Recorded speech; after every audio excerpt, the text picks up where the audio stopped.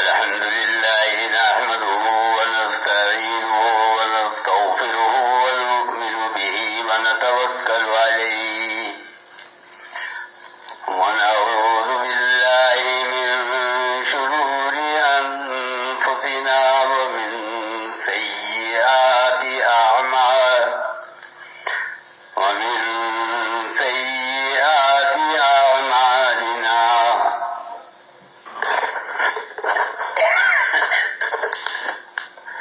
من يهده الله فلا مضل له ومن يضلله فلا هادي له ونشهد أن لا إله إلا الله وحده لا شريك له ونشهد أن سيدنا ونبينا ومولانا محمدا عبده ورسوله صلى الله تعالى على خير خلقه محمد وآله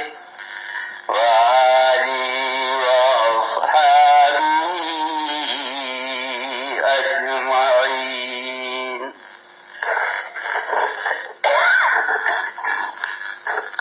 أما بعد فأعوذ بالله من الشيطان الرجيم. بسم الله الرحمن الرحيم. سبحان الذي أسرى بعبده ليلا من المسجد الحرام إلى المسجد الأقصى الذي باركنا حوله لنريه من آياتنا إنه هو السميع البصير. صدق الله مولانا العظيم وصدق رسوله النبي الكريم ونحن على ذلك من الشاهدين والشاكرين والحمد لله رب العالمين. بزرگان محترم اور برادران عزیز،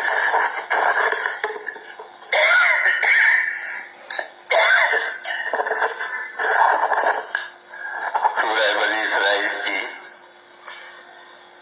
پہلی آیت میں نے آپ کے سامنے تلاوت کی ہے، اور اس آیت کے اندر اللہ تعالیٰ نے معراج کے واقعے کا ذکر کیا ہے.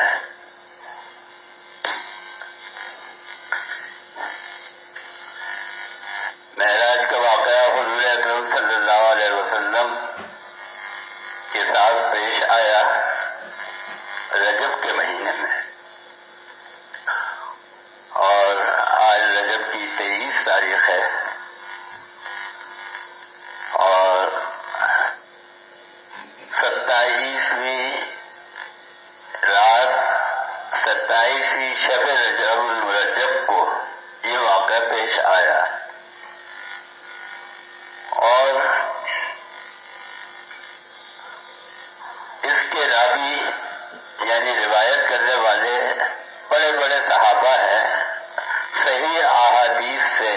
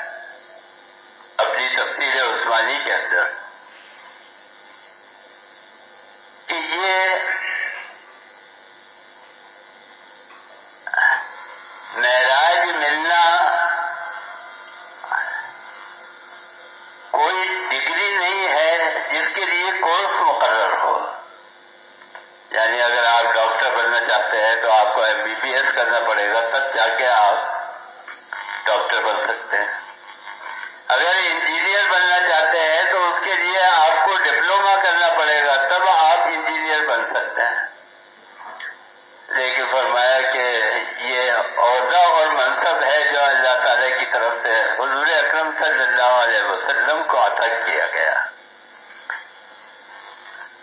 بالکل اسی طریقے پر نبوت جو ہے وہ اللہ تعالیٰ جس کو مقرب سمجھتے ہیں اور جو مقرب ہوتا ہے اس کو اللہ تعالیٰ چن لیتے ہیں، منتخب کر لیتے ہیں۔ معراج کا واقعہ پیش آیا،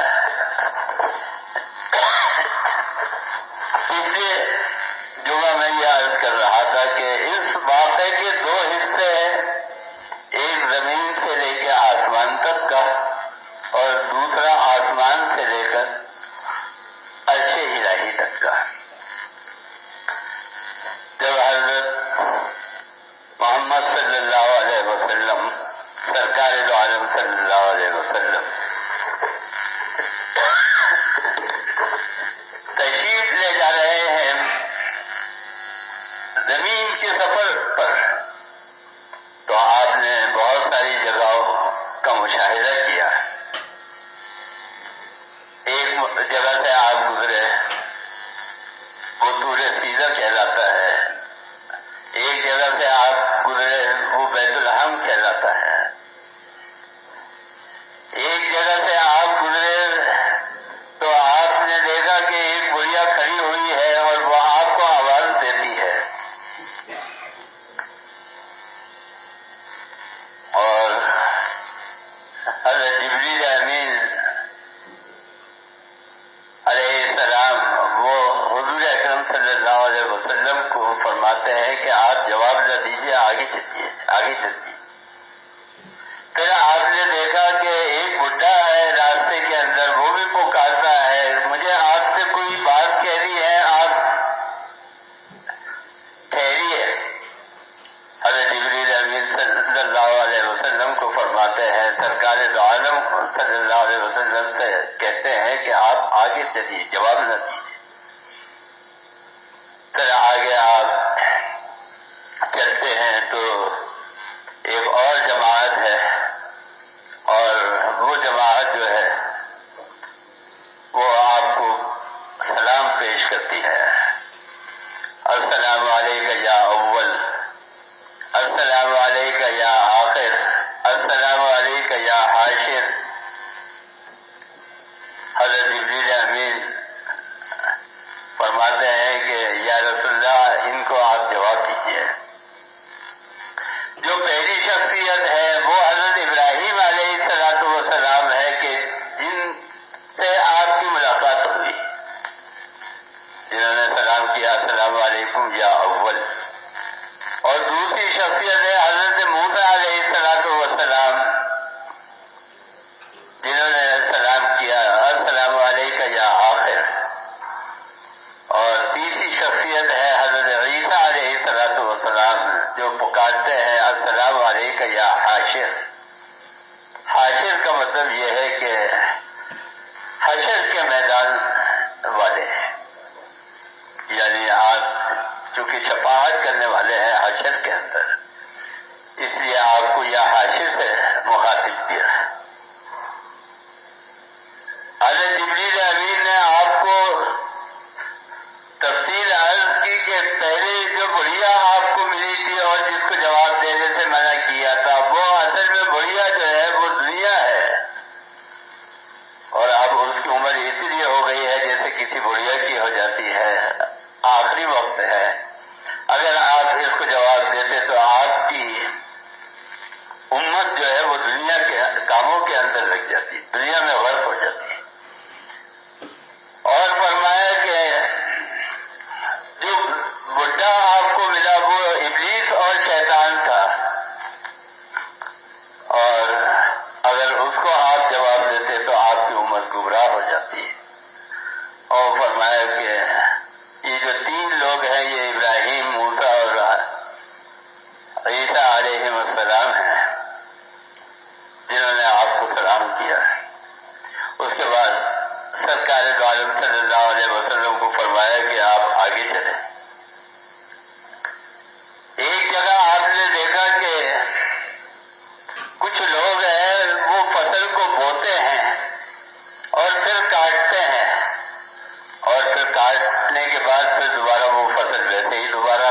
جاتی ہے. فرمایا جبریل امین نے کہ یہ جہادی لوگ ہیں، اللہ کی راہ میں جہاد کرنے والے ہیں اور اللہ کی راہ میں خیرات کرنے والے لوگ بھی ہیں.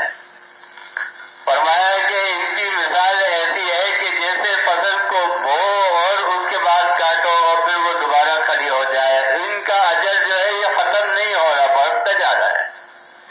فرمایا کہ ایک نیکی کا اجر جہاد کرنے والے کے لیے، اللہ کی راہ میں خیرات کرنے والے کے لیے 700 گنا ہے.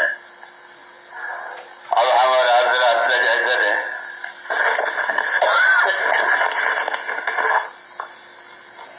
آج تو ہمیں مسجد سے، مدرسے سے اپیلیں کرنی پڑتی ہے کہ بھائی مسجد کے کام کے اندر حصہ لیجیے.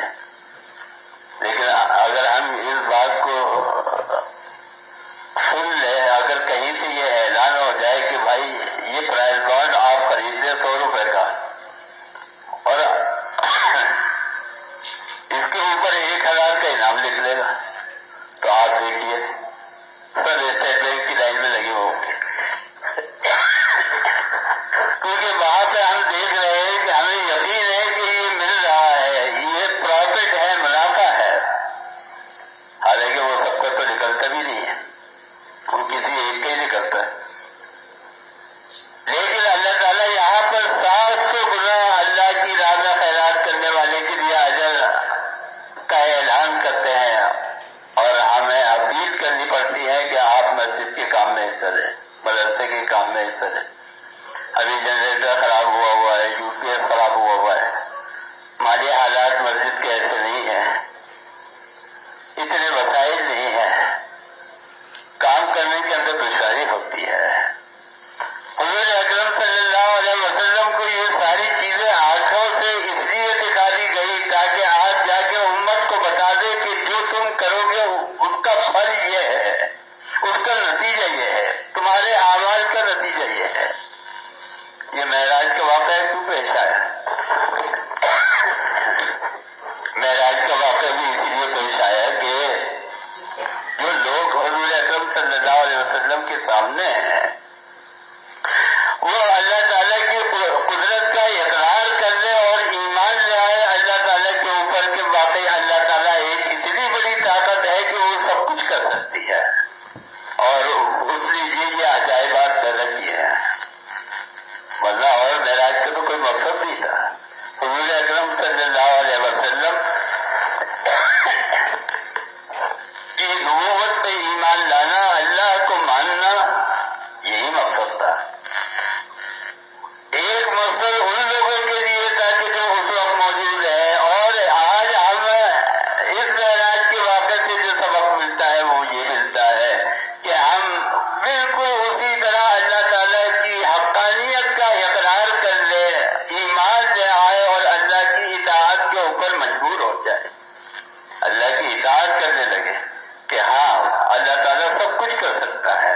جب وہ اتنا بڑا واقعہ برپا کر سکتا ہے سرکار دو عالم صلی اللہ علیہ وسلم کے ساتھ، تو اور بھی سب کچھ کر سکتا ہے. اس لیے یہ واقعہ جو ہے پیش آیا ہے. تو خیر میں عرض یہ کر رہا تھا 700 گنا اجر اللہ کی راہ میں خیرات کرنے کا ہے. اس کے بعد آپ پھر ایک جگہ سے گزرے تو آپ نے دیکھا کہ کچھ لوگ ہیں وہاں پر ان کے سر پتھر سے پھوڑے جا رہے ہیں. اور کسی نے سوال کیا مجھ سے کہ یہ سارا حشر جو برپا ہوگا، یہ جو سارے نتائج نکلیں گے، یہ تو قیامت میں بدلہ ملے گا، تو یہ پہلے سے کیسے حضور صلی اللہ علیہ وسلم نے دیکھ لیا؟ ابھی تو میدان حشر قائم نہیں ہوا، جزا اور سزا کا فیصلہ نہیں ہوا، تو حضور اعظم صلی اللہ علیہ وسلم نے یہ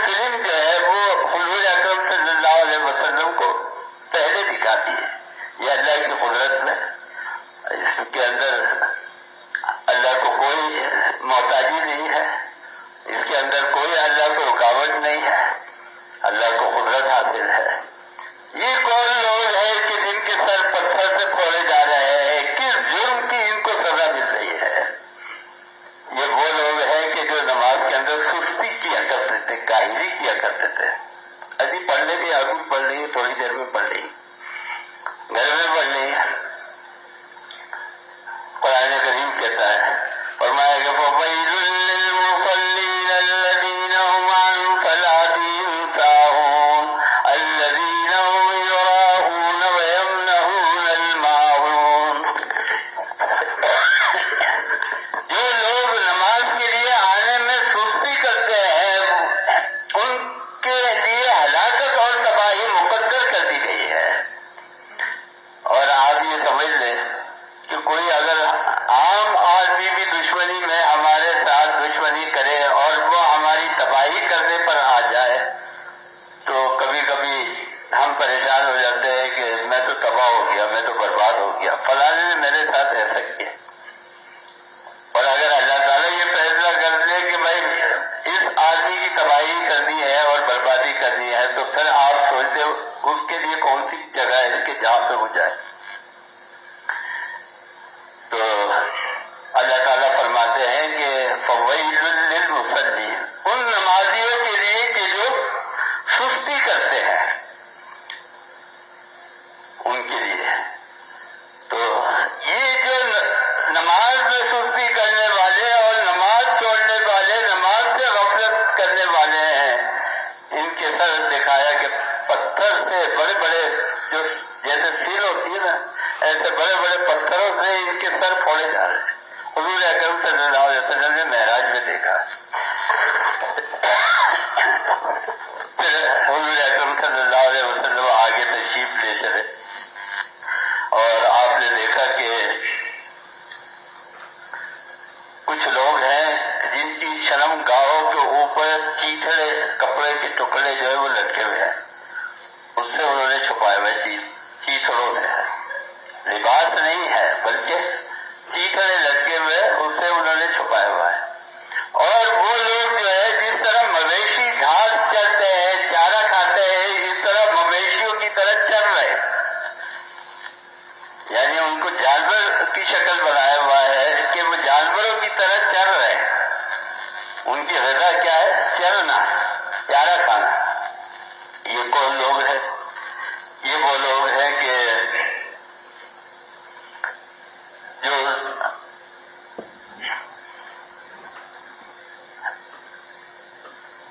اپنی حلال اور طیب بیوی کے ہوتے ہوئے یہ زنا کرتے تھے اور پوری رات جو ہے وہ غیر عورت کے ساتھ گزار دیتے تھے. فرمایا کہ آج ان کا حشر یہ ہے اور ان کی غذا جو ہے وہ چارہ ہے, زقوم کے پتھر ہیں. اور فرمایا کہ حضور اکرم صلی اللہ علیہ وسلم آگے چلے اور آپ نے دیکھا کہ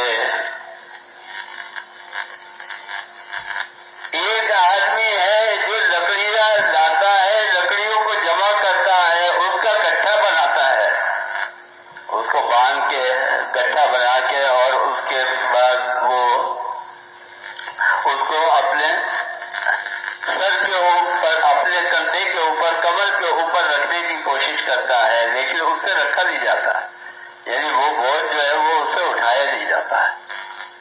حضرت جبریل امین نے فرمایا کہ یہ وہ آدمی ہے کہ جس کے ذمے لوگوں کی امانتیں ہیں, حقوق ہے, اس سے ادا نہیں کیے. آج تو باپ مر جائے تو جو طاقتور بھائی ہوتا ہے وہ گھر پہ قبضہ کر کے بیٹھ جاتا ہے, کہتا ہے کہ بھائی یہی رہتے رہو, حصہ نہیں ملے گا. اور اگر بھائیوں کو مل بھی جائے تو عام طور پر اکثریت کہ یہاں دیکھنے میں یہ آیا ہے کہ خواتین کو حصہ نہیں دیتے, بس جس کی لاٹھی اس کی بھینس. یہ سب لوگ کون ہیں؟ یہ آخرت کے اندر عذاب دیے جائیں گے. ان کے اوپر اتنا وزن لاد دیا جائے گا کہ یہ اس کو اٹھا نہیں سکیں گے, اور بھی عذاب ہوں گے. لیکن یہ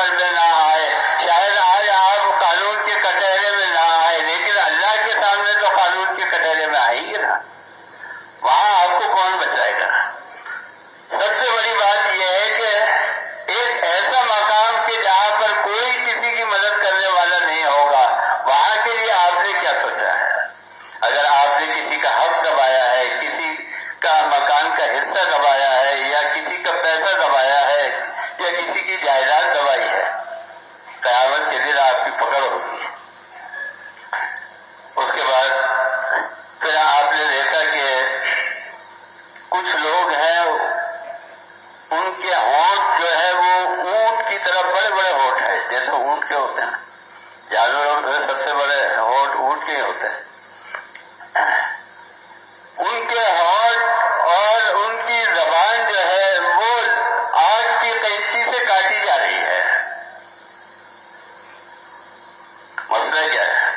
مسئلہ یہ ہے کہ میں آپ کے سامنے بیان کروں، آپ کو میرے اوپر بھروسہ ہے کہ بھئی یہ قاری صاحب ہے،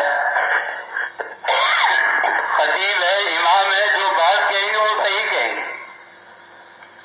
آپ کو بھروسہ ہے جب آپ آتے ہیں، سنتے ہیں، نماز پڑھتے ہیں اور امام کا، خطیب کا ادب احترام اور عزت بھی کرتے ہیں، اور پھر وہ جو کہتا ہے اس کے اوپر عمل بھی کرتے ہیں، اور وہ یہ کہتا ہے کہ بھائی اگر میں شریعت نافذ کرنی ہے میرے ساتھ لکھ لو، تو آپ اس کے ساتھ پورے گروہ جو ہے وہ لے کر بھی پڑھتے ہیں، پورے علاقے اس کے ساتھ ہو جاتے ہیں۔ تو یہ امام کا منصب جو ہے یہ معمولی نہیں ہے، لیکن جتنا بڑا یہ منصب ہے اتنی ہی بڑی یہ ذمہ داری ہے۔ فرمایا کہ یہ وہ واعظ ہے، وہ امام اور خطیب ہے کہ جو اپنے بیان سے لوگوں کو گمراہ کرتے تھے، غلط راستے پہ چلتے تھے۔ بھائی نیاز دے دو، بس بے فکر ہو جاؤ، پھر حضرت کا کام ہے، مرشد کا کام ہے، وہ جنت تک لے کے جائے گا۔ پتہ نہیں خود بھی جائے گا نہیں جائے گا، وہ آپ کو یہ اطمینان دلا دیتا ہے کہ بھائی آپ ضرور جنت میں جائیں گے، یا کچھ اور کہہ دیا کہ بھائی یہ کام کر لو بس تمہارا بیڑا پار ہو جائے گا، یہ پڑھ لیا کرو، یہ وظیفہ پڑھ لیا کرو، کام ہو جائے گا، فرض نماز چھوڑ دے گا، وظیفہ نہیں چھوڑے گا۔ بھائی بغیر شریعت کے تو طریقت حرام ہے، طریقت تو ہے ہی شریعت کے اوپر چلانے کے لیے۔ اگر آپ نے شریعت چھوڑ دی اور اللہ کا حکم توڑ دیا اور اللہ کا قانون توڑ دیا تو وہ طریقت اور پیری مریدی وہ کہاں کی رہ گئی؟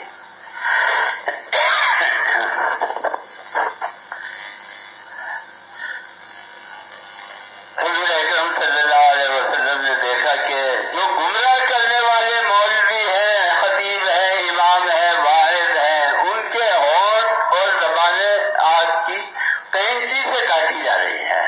وہ جو غلط راستہ بتاتے تھے، جو غلط راستے کے اوپر چلاتے تھے، جو اپنی منفعت کے لیے اور اپنے فائدے کے لیے وہ لوگوں کو اکساتے تھے، یہ کر لو، فلانی جگہ چلے جاؤ، بس تم نے اگر شہادت پانی ہے تو وہ تو کافر ہے، فلانا آدمی کافر ہے، بعد جا کے خود کا حملہ کرو، خود کا جیکٹ پہن کے چلے جاؤ، بس ادھر تمہاری شہادت ہوئی، ادھر تم جنت میں پہنچے۔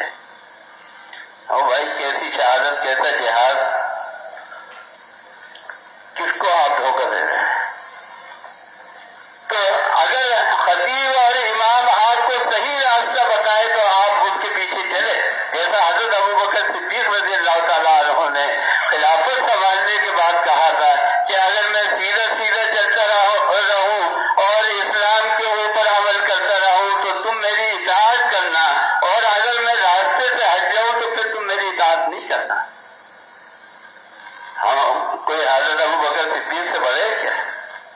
صحابی سے بڑے ہیں؟ ساری دنیا کے علماء مل کر، ساری دنیا کے اولیاء اللہ مل کر بھی ایک صحابی کے برابر نہیں ہو سکتے۔ خلیفہ راشدین تو بہت بڑی بات ہے۔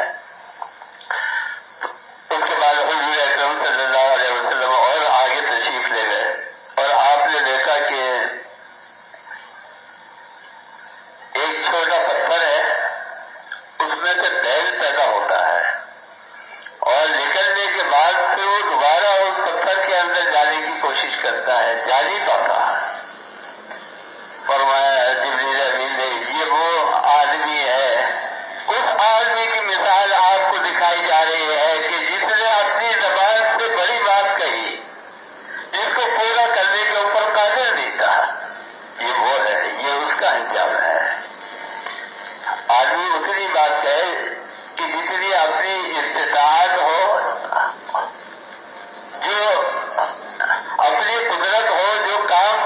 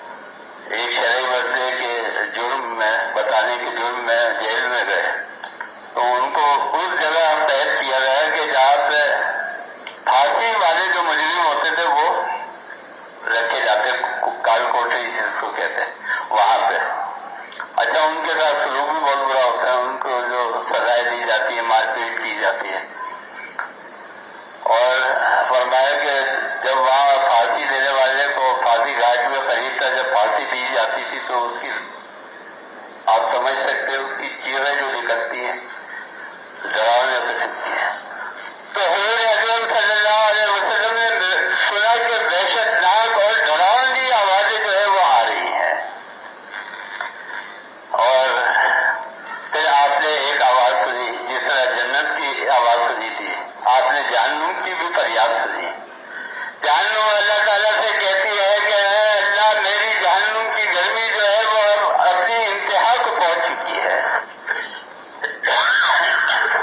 میرے اندر جو زنجیر ذوق اور شعلے اور آگ تو نے رکھا ہے وہ سب کے سب کثرت کو پہنچ گئے ہیں. جنت ان تمام سزاؤں کی چیزوں سے اور ہتھیاروں سے ابل رہی ہے. اے اللہ یہاں آنے والے لوگ جو ہے وہ کب آئیں گے؟ جلد سے جلد ان لوگوں کو میرے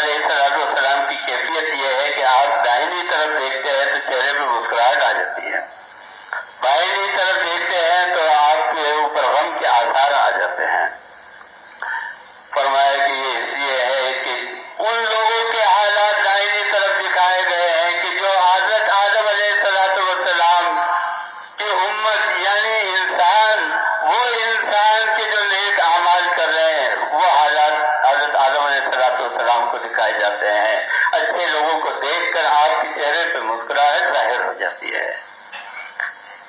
اور بائیں طرف جو لوگ ہیں وہ کافر اور مشرک اور وہ نافرمان لوگ ہیں کہ جو اللہ کی نافرمانی کے اندر لگے ہوئے ہیں.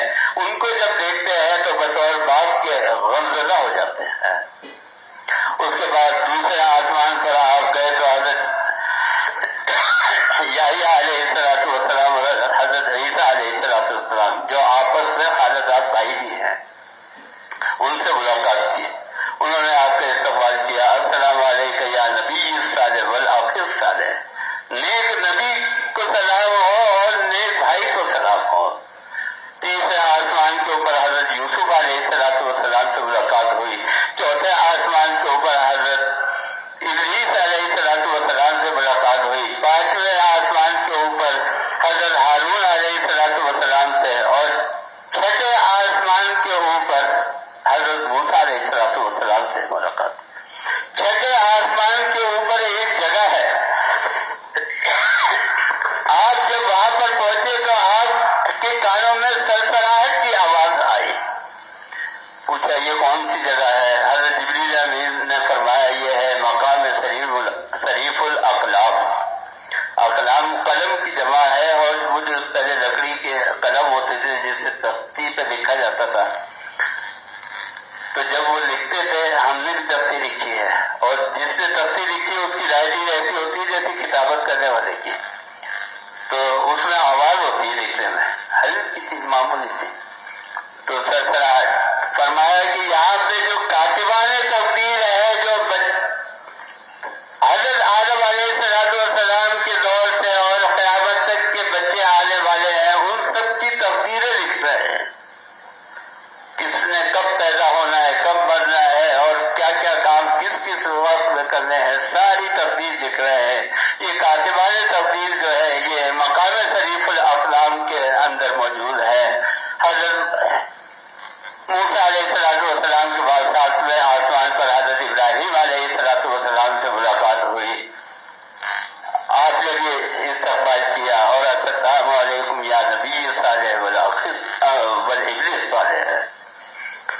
اور ابن صالح یعنی بیٹے اس لیے کہا کہ آپ رشتے میں دادا ہوتے ہیں حضرت ابراہیم علیہ السلام حضور اکرم صلی اللہ علیہ وسلم کے, کیونکہ نسب کے اندر اسماعیل علیہ السلام کی اولاد میں رسول اللہ صلی اللہ علیہ وسلم ہے. اس لیے بیٹا بھی کہا اور نیک نبی کو سلام ہو. حضرت ابراہیم علیہ السلام کی کیفیت دیکھی کہ بیت المعمور جیسے ہمارا خانہ کعبہ ہے بالکل اسی کی سیٹ کے اندر بیت المعمور ہے.